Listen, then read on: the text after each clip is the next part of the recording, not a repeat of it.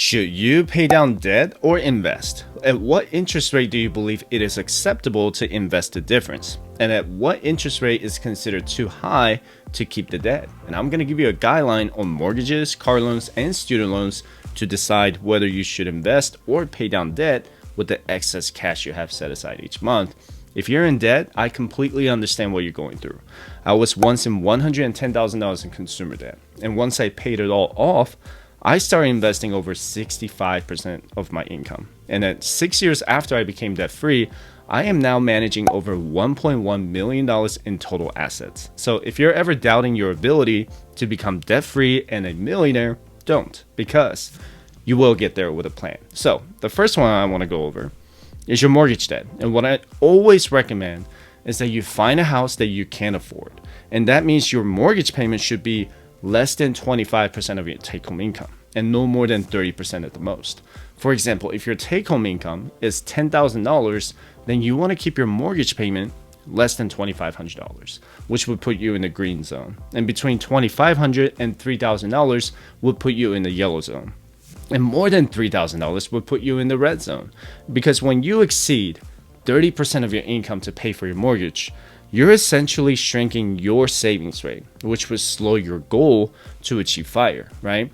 And as far as whether you should get a 15 or 30-year fixed rate mortgage will depend on your age and risk tolerance. And when I'm in my 20s, 30s, and early 40s, I'm gonna get a 30-year fixed rate mortgage so that I can invest the difference of what I would pay with a 15-year fixed rate mortgage because I'm more risk tolerant.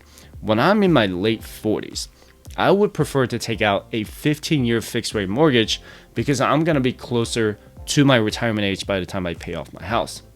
And if I decide to purchase additional properties, let's say in my 50s, 60s, or 70s, then I would pay for the house with cash, investments, or retirement accounts and not take out any mortgage debt. Because at that point, I'm more risk averse and investing the difference wouldn't make much sense at that age bracket. Now, at what interest rate with a 15 or 30-year fixed rate mortgage should you pay down the debt as soon as possible? Again, this will depend on your age, your risk tolerance, and your net worth. I decided not to pay down my mortgage because the equity in my home has rapidly increased between 2020 and 2022. And I wanted to balance my net worth by investing more in the stock market, so I didn't have too much real estate in my net worth. My situation is that I have $160,000 remaining on my mortgage debt with a 2.9% 30-year fixed. My P&I payments are only about $750 a month, which is incredibly cheap, right?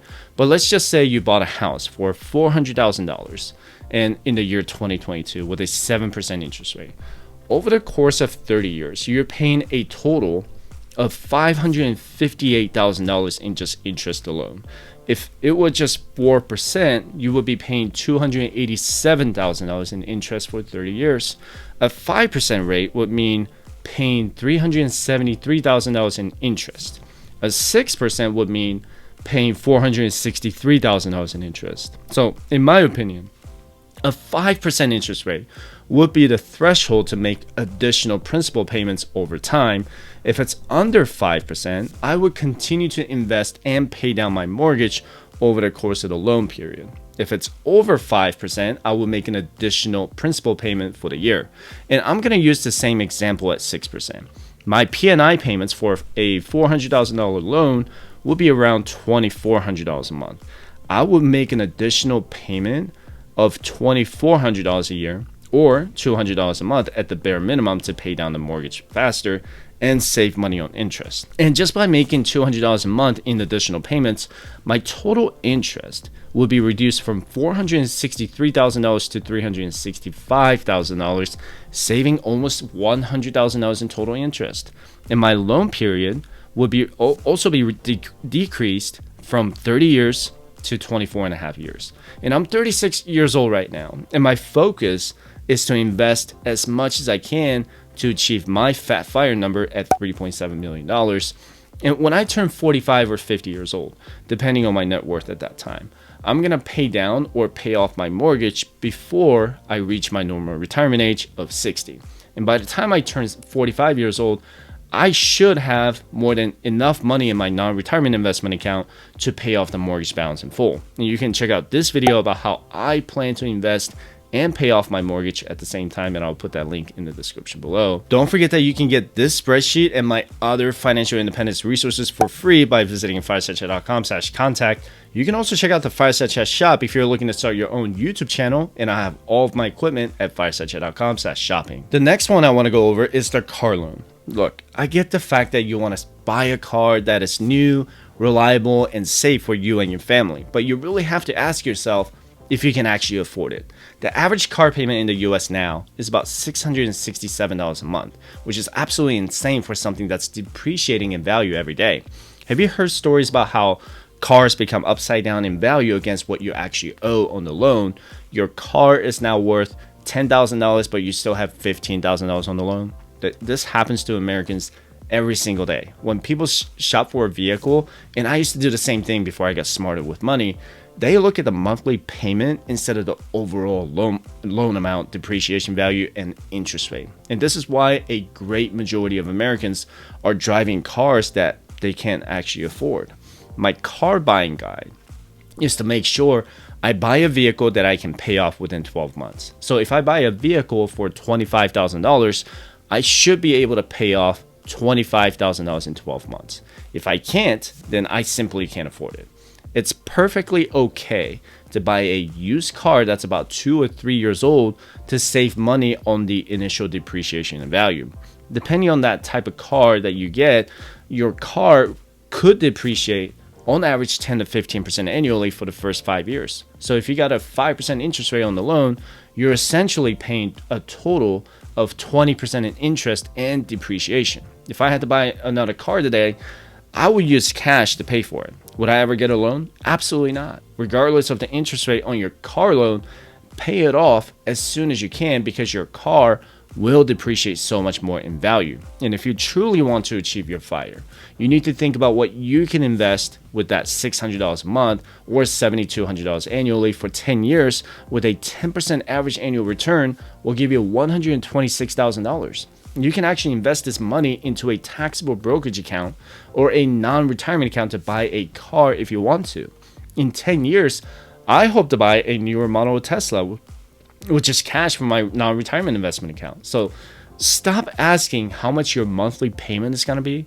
Instead, start asking how much you're willing to pay for a replacement vehicle in 10 years. Any car loan is considered bad debt because it is depreciating in value.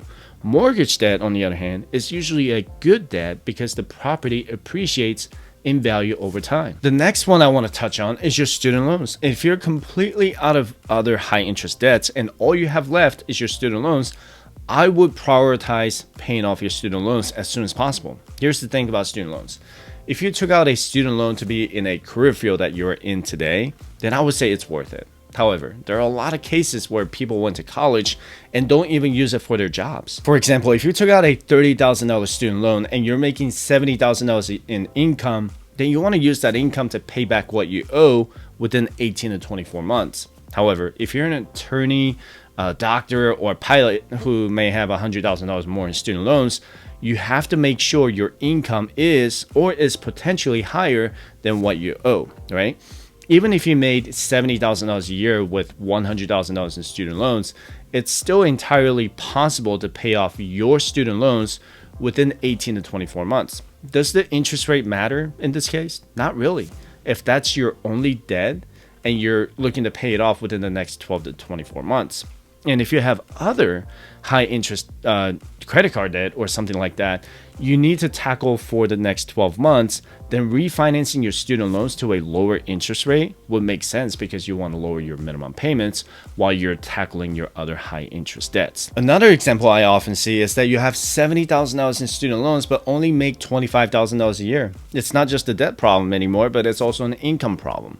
It's okay, and I completely understand if you decide not to use your degree to work in a certain field. However, you have to find ways to increase your income because your student loan now heavily outweighs your income.